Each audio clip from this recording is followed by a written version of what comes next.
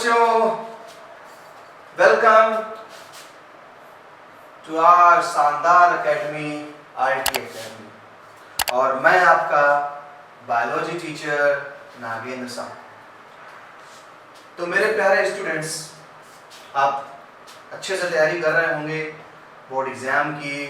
Board भी आने वाले हैं 2-3 महीने बाद, तो उस तैयारी करते रहें उसकी। और हमारे इस चैनल को लाइक, सब्सक्राइब, शेयर ज़रूर करते रहें, जिससे आपके बोर्ड की प्रिपरेशन, जो भी बोर्ड में डिफिकल्ट टॉपिक लगते हैं, आपको उस टॉपिक वाइज लेक्चर को लीजिए और उसको स्टडी करिए विद बेहतरीन एक प्रेजेंटेशन के साथ, जहाँ पर आपको ओरिजिनल पिक्स भी देखने को मिलती हैं। चीज़ें लर्निंग में थोड़ा सा आसान हो जाती है। ओके, तो मेरे 12th फीस जो हमारा चैप्टर चल रहा था बायोटेक्नोलॉजी एंड देयर प्रोसेस, आज वो चैप्टर हमारा फिनिश हो चुका है। एंड हम आज जो अपना लेक्चर स्टार्ट करने जा रहे हैं, वो लेक्चर हमारा आज नए चैप्टर पे होगा। और वो हमारा जो नया चैप्टर है वो है हमारा बायोटेक्नोलॉजी का एप्लीकेशन। अभी तक हमने ये तो जान लिया कि भाई बायोटेक्नोलॉजी क्या चीज थी, ये हमने अच्छे से जान लिया बायोटेक्नोलॉजी क्या चीज थी। अब हम क्या पढ़ रहे हैं? अब हम पढ़ रहे हैं कि आखिर बायोटेक्नोलॉजी का यूज क्या है, किस जगह हम एप्लीकेबल करें इस टेक्नोलॉजी को। जाना तो बहुत कुछ बायोटेक्नोलॉजी क्या है, कैसे रेस्ट्रिक्शन एंजाइम्स थे, लाइगेज एंजाइम था, कैसे हमारा डिजायर्ड डीएनए होता था, वेक्टर डीएनए होता था, हम रिकॉम्बिनेंट डीएनए बनाते थे। हम रिकॉम्बिनेंट डीएनए को बना करके या तो कोई केमिकल प्रोडक्ट बनाते थे, या फिर हम एक अपने डिजायरेबल ऑर्गेनिजम्स को बनाते थे, या जिसे हम जीएमओस कहते थे। तो अब जब वो चीज हमने जान ली, तो अब हमें करना क्या है? अब हमें उस बायोटेक्नोलॉजी का अप्लाई करना है कुछ प्रैक्टिकली, राइट? हमने इसीलिए बायोटेक्नोलॉजी को पढ़ा, क्योंकि बायोटेक्नोलॉजी पे रिसर्च भी करेंगे, क्योंकि हम कुछ मैनकाइंड के लिए कर सके, हम कुछ इंसानियत के नाते कर सके। और इस इंसानियत के नाते करने के लिए हमें चैप्टर पढ़ना पड़ेगा बायोटेक्नोलॉजी एंड देयर एप्लीकेशन। तो बायोटेक्नोलॉजी की एप्लीकेशन के लिए अगर चले तो एप्लीकेशन के लिए बहुत सारी फील्ड्स हैं। हालांकि आज जो हमारा टॉपिक रहेगा application of biotechnology in agriculture रहेगा, जहां पर खेती किसानी की बात होगी, जहां पर किसानों के लिए कुछ अच्छा किया जाएगा और वो खुश रहेंगे तो हम भी खुश रहेंगे, क्योंकि हमें खाना उन्हीं से मिलता है। तो सबसे पहला टॉपिक जो मैंने सेलेक्ट किया है वो एग्रीकल्चर सेलेक्ट किया है, और काउंसिल भी सेलेक्ट करती है एग्रीकल्चर को। तो चलिए स्टार्ट करते हैं। पहले हल्का सा रिव्यू हो जाए एप्लीकेशन ऑफ बायोटेक्नोलॉजी पे। तो याद रखिए, बायोटेक्नोलॉजी एंड इट्स एप्लीकेशन में हमें डिफरेंट टाइप के फील्ड्स में अप्लाई करना है अपने बायोटेक्नोलॉजी को। जो भी हम लोग मुंह से बड़बड़ाते रहे कि बायोटेक्नोलॉजी है, बायोटेक्नोलॉजी वो, बायोटेक्नोलॉजी है, अब उसे अप्लाई करना है। कहां अप्लाई कर सकते हैं भाई? चलिए देखते हैं। सबसे पहले अगर बायोटेक्नोलॉजी को अप्लाई कर रहे हैं तो हम एग्रीकल्चर पे जाएंगे, साथ ही पहला बायोफार्मास्यूटिकल्स भी। बायोफार्मास्यूटिकल्स का मतलब कुछ ऐसी मेडिसिन्स बनाई जाएंगी, जो हमारे लिए यूजफुल होगा। थेरेपिटिक्स में है कुछ, थेरेपिक के लिए हम कोई चीज यूज करेंगे, वो हमारा ये हो जाएगा थेरेपिटिक्स में। डायग्नोस्टिक यानी डिसीज को डायग्नोस करने के लिए, उसका पता लगाने के लिए भी हम अपनी बायोटेक्नोलॉजी का यूज करते हैं। जेनेटिकली मॉडिफाइड क्रॉप्स, ये तो बड़ी बेहतरीन चीज है। जेनेटिकली मॉडिफाइड ऑर्गेनिज्म बना, एनिमल बनाया ऑर्गेनिज्म हो गया, क्रॉप बना रहा है तो जेनेटिकली मॉडिफाइड क्रॉप हो गया। Fifth, processed food. कभी कभी हम पैकेट, बहुत से लोग होते हैं भाई पैसे कमा रहे, टाइम नहीं है कि बनाए हो, तो उन्होंने प्रोसेस्ड फूड लिया, खा लिया। तो प्रोसेस्ड फूड के लिए मैं बायोटेक्नोलॉजी का यूज करेंगे। बायो रिमेडिएशन, ये आपके लिए नया टर्म है। बायो रिमेडिएशन क्या करते हैं हम कि लिविंग ऑर्गेनिज्म को यूज करके किसी जगह, एक पर्टिकुलर जगह का कंटामिनेशन खत्म करते हैं। जैसे ओशियंस में अधिकतर एक ऑयल पोल्यूशन बना रहता है, किसी टैंक का शिप का ऑयल स्पिट्स हो गया तो पूरे समुद्र में फैल गया, तो उसको रिमूव करने के लिए फिर हम केवल ये नहीं कि झाड़ू पोछा लेके जुट जाए, वहां पे फिर हमारे कुछ बैक्टीरिया होते हैं, उन बैक्टीरिया को फैला दिया जाता है, तो वो पूरे ऑयल को क्या करते हैं? फिनिश कर देते हैं। तो ऐसा रेमेडिएशन जिसमें हम लिविंग ऑर्गेनिज्म के थ्रू कहीं के कंटामिनेशन को खत्म कर रहे हैं, और कहीं के जब कंटामिनेशन खत्म करेंगे तो हमारा पॉइंट बनता है बायो रिमेडिएशन है। Next, waste treatment. कहीं पर कोई वेस्ट है उसको हम ट्रीट कर रहे हैं, जैसे कि सॉलिड वेस्ट मैनेजमेंट होता है। कंपनी है जो क्या करती है कि सॉलिड वेस्ट, जो भी हमारा सॉलिड वेस्ट निकलता है हमारे घरों से, जो डोमेस्टिक वेस्ट निकल रहा है, जो डिग्रेडेबल है, वो डिग्रेडेबल वेस्ट को क्या करता है, उससे फर्टिलाइजर बना देता है, खाद बना देता है। तो यहाँ पर भी यूज कर रहा है बायोटेक्नोलॉजी को। And last energy production, energy बनाने के लिए वीएम माइक्रोब्स का या बायोटेक्नोलॉजी का यूज कर रहा है। मतलब इतने फील्ड पे, बाकी मेडिकल छोड़ दिया मैंने, एग्रीकल्चर छोड़ दिया मैंने, तो इसके अलावा भी कितनी फील्ड है, लेकिन जो हमें पढ़ना है वो हमें 3 फील्ड से बात करना है, मेडिसिन पे, एग्रीकल्चर पे एंड हमारे जो बायो पेस्टिसाइड्स हैं कुछ उस पे। तो याद रखना है हमारे लिए इतने सारे फील्ड्स हैं बायोटेक्नोलॉजी। तो बायोटेक्नोलॉजी बहुत ही ब्रॉड स्पेक्ट्रम है, टॉपिक बढ़िया ही है, बायोटेक्नोलॉजी अच्छा कोर्स है, करना चाहे तो करें, इतने सारे फील्ड्स हैं। चलिए आगे चलते हैं। सबसे पहले बात करेंगे आज एप्लीकेशन इन एग्रीकल्चर। देश के लिए खेती किसानी बहुत जरूरी है, यही जिंदा रखे हैं हम लोगों को। तो आप एज अ, जब ये टॉपिक पढ़ रहे हैं तो एज अ बायोटेक्नोलॉजिस्ट पढ़ें और समझें कि ऐसा क्या कर सकते हैं आप जिससे एग्रीकल्चर को बढ़िया किया जा सके। तो उस चीज के लिए जरूरत है कि आप इसे ध्यान से पढ़ें, ठीक है भाई। ध्यान से जब पढ़ेंगे तो आगे बढ़ेंगे। चलिए एप्लीकेशन इन बाट आ जाते हैं एग्रीकल्चर पे। 3 ऑप्शन है हमारे पास इंक्रीजिंग फूड प्रोडक्शन। आपके पास भी 3 ऑप्शन है फूड के प्रोडक्शन को इंक्रीज करने के लिए क्या करना है।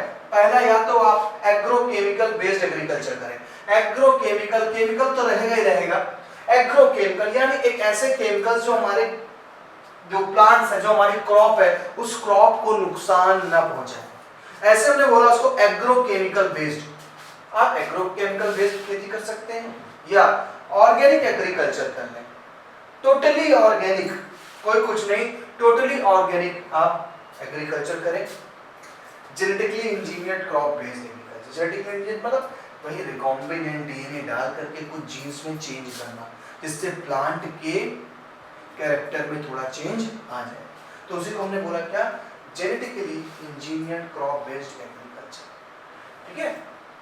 तो पहली बात तो 3 ऑप्शन होते हैं, इससे हम किसी भी क्रॉप के प्रोडक्शन को बढ़ाएंगे, फूड के प्रोडक्शन को बढ़ाएंगे। या तो हम एग्रोकेमिकल बेस्ड एग्रीकल्चर करें, या हम ऑर्गेनिक एग्रीकल्चर करें, एंड या फिर हम genetically engineered crop based agriculture करें। जेनेटिकली मॉडिफाइड ऑर्गेनिज्म क्या होते हैं, are the plants, bacteria, fungi, animals whose genes are altered by manipulation, यानी रिकॉम्बिनेंट डीएनए, जिसके डीएनए में हम चेंज कर दें, एक नया ऑर्गेनिज्म आ जाए, नया कैरेक्टर बन जाए उसकी बॉडी में, वो हो गया जीएमओ। मेरे 2 हाथ हैं, मेरे डीएनए में कोई चेंज किया जाए, 4 हाथ बन जाए, मैं हो गया GMO, genetically modified organism. Okay, चलिए आगे चलते हैं। अब क्या है advantages of genetic modification plants, क्या फायदे हैं। तुमने कर तो दिया, इनके डीएनए में चेंज कर दिया, अल्टर कर दिया, डीएनए को चेंज करके क्या फायदा मिला, देखते हैं फायदे क्या मिलते हैं। It makes crop more tolerant to abiotic stress, cold, drought, salt, heat. अगर आप जेनेटिकली कुछ चेंज करते हैं प्लांट्स में तो उससे फायदे क्या मिल सकते हैं, प्लांट टॉलरेट हो जाएगा। इसके लिए कुछ एबायोटिक स्ट्रेसेस हैं, क्या, कोल्ड, ड्रॉट, सूखा, सॉल्ट, ऊसर, बंजर जमीन, हीट, गर्मी। हम कुछ जेनेटिकली चेंज करके उनके इस तरह से रेसिस्टेंस पावर को बढ़ा सकते हैं कि वो कोल्ड, ड्रॉट, सॉल्ट, हीट इन सब मौजूद में स्टेडी स्टेट खड़े रहें, बिल्कुल भी गिरे नहीं। ठीक है, अच्छी बात है। Paste resistant crops, reduce use of chemical pesticide. Paste resistant, paste मतलब कीड़े मकोड़े लग गए वहां पे, हम उन्हें जेनेटिकली चेंज करके या हम कोई ऐसा केमिकल बना ले बायोटेक्नोलॉजी की मदद से जिसके स्प्रे करने से उनमें पेस्ट न लगे, कीड़े न लगे। And third,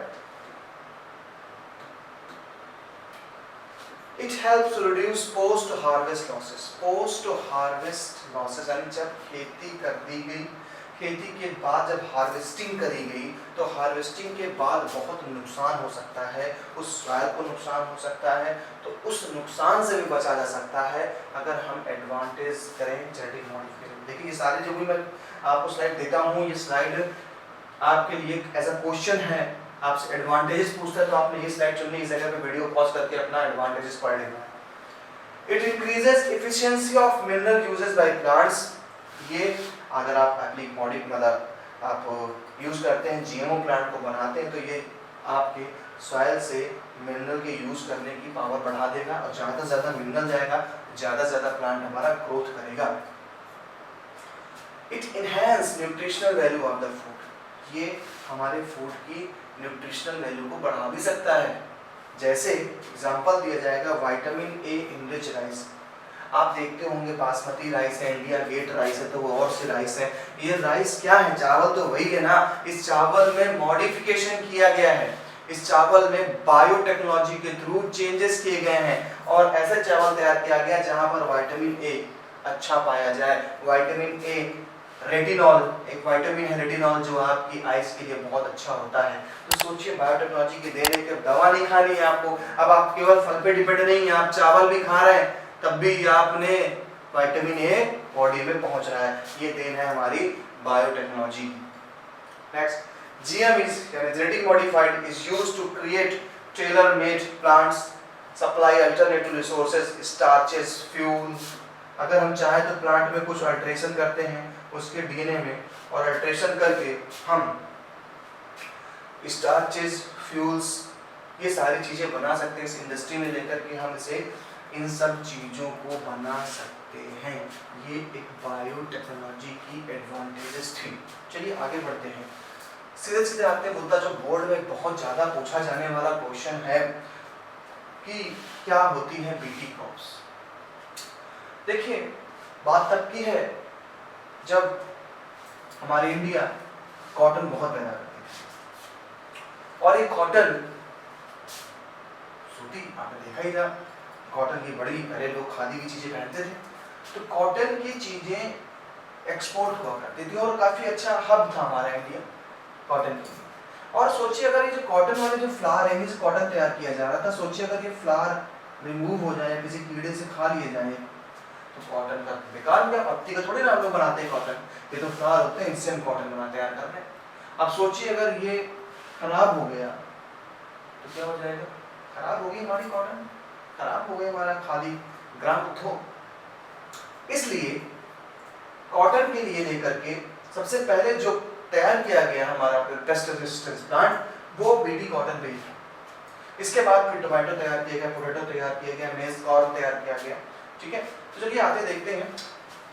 paste resistance plant act as biopesticides. जो हमारे पेस्ट रेजिस्टेंट प्लांट हैं ये एज वर्क करते हैं एज बायोपेस्टिसाइड्स। पेस्टिसाइड्स, देखिए साइड कहीं पे लग जाए तो साइड से आती है सुसाइड। सुसाइड जो होता है वो सुसाइड से लिया गया साइड, साइड मतलब आत्महत्या। यहाँ पर पेस्ट को मारा जा रहा है, लेकिन मारा जा रहा है, आप देखेंगे कैसी टेक्निक से मारा जा रहा है। मारा जा रहा है लिविंग ऑर्गेनिज्म की मदद से, इसलिए इसको बोल रहे हैं बायोपेस्टिसाइड्स। क्या बोल रहे हैं? बायोपेस्टिसाइड्स। चलिए आगे चलते हैं। It reduces the need for insecticide. ये इंसेक्टिसाइड के नीड को खत्म कर देगी। क्या हम दिमाग लगाएं, हमें लग रहा है कि इस कॉटन को कोई खाने वाला इंसेक्ट है जो खा के खत्म कर रहा है, पेस्ट खत्म कर रहा है, क्यों ना हम इसके डीएनए में कोई चेंज कर दें। ऐसा हम चेंज कर दें कि जैसे इसे कोई खाए वो मर जाए। ये कर सकते हैं हम इस प्लांट के डीएनए में कोई चेंज कर दें और जैसे इस प्लांट को कोई खाए वो निपट जाए। कर सकते हैं भाई, किया हमने। तो it reduces the need for insecticide. Example BT cotton, BT corn, rice, tomato, potato, soybean. Okay, चलिए देखते हैं होता क्या है। बात है एक बैक्टीरिया पाया जाता है, इसका नाम है बैसिलस thuringiensis। बैसिलस thuringiensis याद रखिएगा, मैं मार्क अंडरलाइन कर दे रहा हूं जो इंपॉर्टेंट है आपके लिए।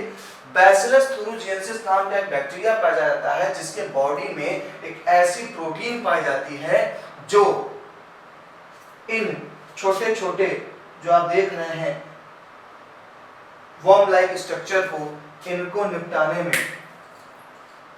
बहुत ज्यादा कारगर है। बैसिलस thuringiensis खुद एक तरीके का क्या बैक्टीरिया है। Bacteria is a spore like structure. किसी तरीके से हम इस इंसेक्ट को ये बैक्टीरिया खिला दें, बैक्टीरिया खिला देंगे, ये मारे जाएंगे। क्यों मारे जाएंगे? जैसे ही बैक्टीरिया के अंदर जाता है, बैक्टीरिया में मौजूद एक टॉक्सिन प्रोटीन जिसे क्राई प्रोटीन के नाम से जाना जाता है, वो क्राई प्रोटीन डिसॉल्व हो जाती है और इसके पूरे एलिमेंट्री कैनाल को गला देती है। पूरा इनका एलिमेंट्री कैनाल जल जाता है, या कह सकते हैं लाइसिस हो गया, गट में पोर हो गया। गट मतलब एलिमेंट्री कैनाल, और जब गट में पोर हो जाता है तो भैया ये तबाह हो जाते हैं। तो हम बीटी कॉटन की बात करें तो बीटी कॉटन में याद रखना है कि हमारा जो इंपॉर्टेंट है बैसिलस थुरिनजिएंसिस नाम का एक बैक्टीरिया है। ये बैक्टीरिया एक क्राई प्रोटीन नाम की प्रोटीन को रिलीज करता है, बनाता है, जो कि एक टॉक्सिक प्रोटीन होती है। लेकिन ये प्रोटीन इस बैक्टीरिया को नहीं मार पाता बिकॉज वो एसिडिक मीडियम में ही एक्टिव होती है। तो protein that kill insect like coleopterous यानी बीटल्स को कोलियोप्टेरस रखा गया है, लेपिडोप्टेरस टोबैको बर्डवर्म को लेपिडोप्टेरस कहते हैं एंड डाइप्टेरस फ्लाइज या मॉस्किटोज को डाइप्टेरस कहते हैं। Bacillus thuringiensis forms a toxic insecticidal BT toxin, याद रखिएगा ये है वो protein BT toxin. Crystal during a particular phase of their growth it does not kill the bacillus as it is existing inactive toxin. ये bacillus को नहीं मार रहा क्योंकि ये उसमें इनएक्टिव रहता है। इसको एक्टिव होने के लिए एसिडिक मीडियम चाहिए, एसिडिक होगा ये एक्टिव हो जाएगा। तो याद रखिए दो चीजें, बैसिलस थुरिनजिएंसिस को यूज किया जा रहा है, इसके पास क्राई या टॉक्सिक प्रोटीन है, उस टॉक्सिक प्रोटीन से ये बैक्टीरिया ये इंसेक्ट को मारने वाला है। चलिए देखिए, When an insect ingests the inactive toxin, अब ये इंसेक्ट तक पहुंचा कैसे? हम दो तरीके से इंसेक्ट तक पहुंचा सकते हैं, या तो हम इस बैक्टीरिया का एक सोल्यूशन तैयार करें और प्लांट के ऊपर स्प्रे करते हैं, जहां जहां पर वो इंसेक्ट खाएगा उस जगह पे स्प्रे करते हैं। जैसे वो स्प्रे कर दिया हमने, अब जब बैक्टीरिया खाने आएगा, इंसेक्ट जब खाने आएगा तो वो खा जाएगा उस बैक्टीरिया को, और जैसे बैक्टीरिया खा जाएगा गट में पोर हो जाएंगे, और गट में पोर होने के कारण क्या हो जाएंगे, मारे जाएंगे। सारी चीजें मैंने दिखाई हैं कि जैसे ब्यूटी कॉटन ये इंजेक्शन कर लेगा इसके गट में पोर होने लगेंगे। क्यों पोर होते हैं? क्योंकि सलाइवा इसका जो प्रोटीन है वो जाएगा और पूरे इनकी एपिथेलियल टिश्यू को डैमेज कर डालेगा। डैमेज करने के कारण सेल की डेथ हो जाएगी। जब सेल की डेथ हो जाएगी तो वंशा भी अल्लाह ने इनको प्यारे होते हैं। तो बैसिलस थुरिनजिएंसिस बहुत बड़ा काम किया, और इसी बैसिलस थुरिनजिएंसिस के कारण इसे बीटी कॉटन बोला जाता है, बीटी क्रॉप्स बोला जाता है। B denotes bacillus, T for thuringiensis, B for bacillus, T for thuringiensis. Bacillus thuringiensis इनका ऐसे नाम आया। बीटी टॉक्सिन जीन, अब बोर्ड में कुछ क्वेश्चन पूछा जाएगा। देखिए वही चीज है, BT toxin B bacillus thuringiensis and incorporated the crop plant such as cotton. देखिए ये प्रोटीन याद कर लीजिए। क्राई फर्स्ट एसी दिया गया है, क्राई फर्स्ट एक तरीके से क्राई चिल्ला रहे हैं, क्राई है ना, तो समझ लीजिए क्राई क्या जहरीला है, खा के चिल्लाएगा वो। Cry first AC, most BT toxins are insect group specific. The toxin is coded by gene cry first AC. Example, protein encoded by genes cry first AC and cry second AB to control the cotton ball.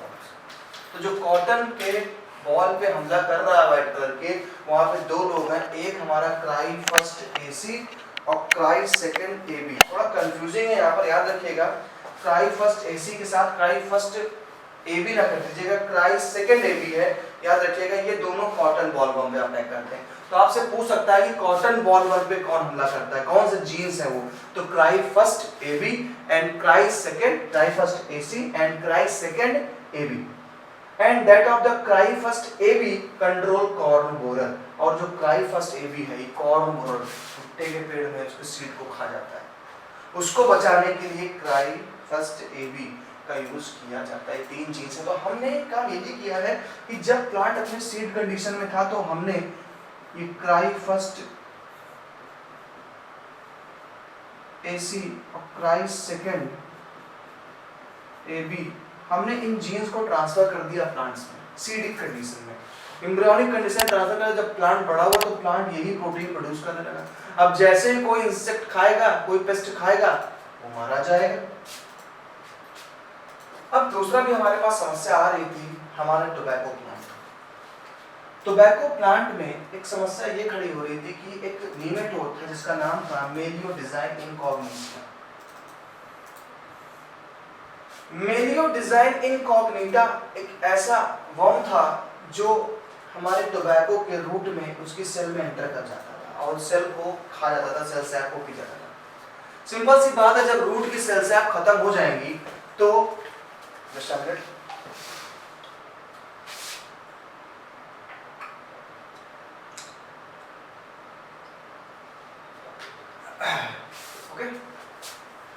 तो जब cell का cell sac dry हो जाएगा तो simple सी बात है कि हमारा जो बैक्टीरिया है वो जो हमारा नीमेटोड है वो नीमेटोड मारा जाएगा। ठीक है, तो यहाँ पर किया क्या, एक नीमेटोड है मेलियो डिजाइन इनकॉग्निटा जो खतरनाक है हमारे टोबैको प्लांट के लिए। ये टोबैको प्लांट के रूट में एंटर करता है, रूट की सेल का सेल सैक पी जाता है, सारी सेल खत्म हो जाती है, और जब टोबैको का सेल सैक खत्म, रूट खत्म, तो टोबैको खत्म, और जब सारा टोबैको खत्म हो जाएगा तो नशेबाजी कैसे होगी। बहुत बड़ा इकोनॉमिक बैलेंस संभाले हुए हमारा टोबैको, क्योंकि सिगरेट में भी टोबैको है, जितने भी ड्राई नशे हैं सब में टोबैको है, तो टोबैको को बचाना पड़ा हमें, हालांकि कुछ मेडिसिन भी बनती हैं इनसे, तो टोबैको को बचाने के लिए इसको निपटाना पड़ेगा, यानी मेलियो डिजाइन इनकॉग्निटा को जाना पड़ेगा ये पेड़ छोड़ के। इसके लिए भी हमारी बायोटेक्नोलॉजी ने बड़ा काम किया। इसके लिए काम क्या हुआ, मैं आपको अपने स्टाइल में बताता हूँ क्या किया गया। आप अच्छे से जानते हैं कि आपकी बॉडी में मौजूद आपका डीएनए एक एमआरएनए को बनाता है। आपका डीएनए एक एमआरएनए को बनाता है, और एमआरएनए प्रोटीन को बनाता है। हम किसी तरीके से इस नीमेटोड के डीएनए से एमआरएनए बनने वाले जगह पर एक ऐसा एमआरएनए बना दें, आर्टिफिशियल या जैसा भी एमआरएनए बना दें, जो इस एमआरएनए का एंटीपैरा है। अब ये डबल स्ट्रैंडेड आरएनए बन जाएगा, और डबल स्ट्रैंडेड आरएनए से RNA polymerase enzyme, RNA polymerase enzyme attach नहीं हो पाएगा। जब अटैच हो नहीं पाएगा तो प्रोटीन बन नहीं पाएगी, और हम इसके लिए उस मेलियो डिजाइन इनकॉग्निटा के उस डीएनए को अपना शिकार बनाएंगे, जिस डीएनए से बहुत ही ज्यादा इंपॉर्टेंट प्रोटीन बनाई जाए, हम सीधे उसको अपना शिकार बनाएंगे। तो हमने इसके लिए एक मेथड यूज किया, आरएनए इंटरफेरेंस। आरएनए इंटरफेरेंस में हम डबल स्टैंडर्ड डीएनए से डबल स्टैंडर्ड आरएनए बनाएंगे। वो डबल स्टैंडर्ड जो हमारा आरएनए होगा, वो डबल स्टैंडर्ड आरएनए जैसे इसके बॉडी में जाएगा वो इसके बनाए हुए आरएनए से जुड़ जाएगा, और इनके थ्रू कोई भी प्रोटीन नहीं बनाई जाएगी। जब इनके थ्रू कोई प्रोटीन नहीं बनाई जाएगी तो ये अपने आप मारे जाएंगे। इसी को हमने बोला आरएनए इंटरफेरेंस। आरएनए का इंटरफेयर हो रहा है, किसी भी तरीके से इनकी बॉडी में डबल स्ट्रैंडेड आरएनए पहुंचा दिया जाए। जैसे ही ये भाई साहब अपनी सेल से डीएनए से आरएनए बनाएंगे, जैसे ही ये डीएनए से आरएनए बनाएंगे, हमारा डबल स्ट्रैंडेड आरएनए इनके ऊपर आकर अटैच हो जाएगा, और इसकी प्रोटीन को बनने से रोक दिया जाएगा। इसी को आरएनए साइलेंसिंग भी कहते हैं। आरएनए को साइलेंस कर दिया गया, प्रोटीन बनाने से रोक दिया गया। ठीक है, तो नीमेटोड में क्या किया हमने, the source of complementary RNA. भाई कॉम्प्लीमेंट्री आरएनए जो उस नीमेटोड का आरएनए था। भाई आप भी प्रोटीन बनाएंगे तो पहले एमआरएनए बनाएंगे ना। हमने वो एक आर्टिफिशियल आरएनए तैयार किया जो उस आरएनए का कॉम्प्लीमेंट्री हो नीमेटोड के, जो उसके लिए बहुत जरूरी आरएनए है, क्योंकि आरएनए है तो प्रोटीन बनाएगा। हमने उसके सबसे जरूरी आरएनए का कॉम्प्लीमेंट्री तैयार किया, एंड आरएनए वायरस और मोबाइल जेनेटिक एलिमेंट जो आर्टिफिशियल तैयार किए गए वो ये चीजें हैं। Using agrobacterium vector nematode specific genes is introduced into host plant. एक बैक्टीरिया की मदद से, क्योंकि हमने पढ़ा हुआ है जब भी हम कभी कोई प्लांट वेक्टर की बात करते हैं तो वो एक्रोबैक्टीरियम ट्यूनिफेसियस होता है। इसमें हमने वो डीएनए डाल दिया, और इसकी मदद से हमने प्लांट में इसको इंजेक्ट कर दिया, बैक्टीरिया डाल दिया। अब हमारे नीमेटोड अभी बाहर है, हमें पता नहीं, प्लांट में हमने कर दिया। जब ऐसा करते हैं तो प्लांट प्रोड्यूस करता है सेल्स एंड एंटीसेंस आरएनए, यानी double stranded RNA in the host cell. जो हमारा होस्ट सेल है उस पर डबल स्ट्रैंडेड आरएनए बनेगा। These RNA are complementary, so they form a double-stranded RNA. It initiate RNA interference and silence the specific mRNA of nematode. जैसे ही nematode खाएगा इसकी cell को, नीमेटोड के अंदर वो एंटी जो आपके एलर हैं आरएनए वो पहुंच जाएगा। और नीमेटोड के मरने को रोक देगा। और जब रोक देगा तो नीमेटोड कुछ कर नहीं पाएंगे, नीमेटोड थोड़ी देर बाद मारे जाएंगे। इस तरीके से नीमेटोड के जो लार्वा हैं रूट के नोडल्स में घुसकर पूरा सैप पी जाते हैं, और इससे बचने के लिए हमारे भाई साहब जो प्लांट हैं वो इस तरीके का मैकेनिज्म अपनाते हैं जो कि बायोटेक्नोलॉजी की एक देन है। ठीक है, तो इस तरीके से हमने आज बायोटेक्नोलॉजी के एप्लीकेशन को जाना कि कैसे बायोटेक्नोलॉजी एग्रीकल्चर पर बेस्ड है, कैसे एग्रीकल्चर को बचा रही है, जिसके लिए आपने पेस्ट रेजिस्टेंट प्लांट जाना एंड नीमेटोड यानी जो मेलियोडिजाइन इनकॉग्निटा, इससे भी बचने के तरीके। तो आरएनए इंटरफेरेंस एक बहुत ही साइलेंसिंग इफेक्ट करता है। हम किसी होस्ट में वो डीएनए भेज रहे हैं जो डीएनए उस नीमेटोड के लिए सबसे ज्यादा जरूरी है। मेरा मतलब जब डीएनए कहने का है मतलब डीएनए से आरएनए, आरएनए से प्रोटीन।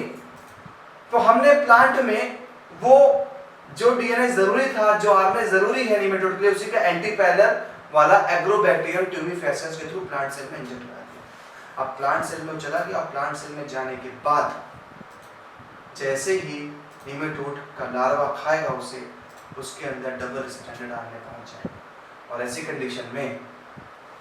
कंडीशन में वो मारा जाएगा, क्योंकि उसके आरएनए को साइलेंस कर दिया जाएगा।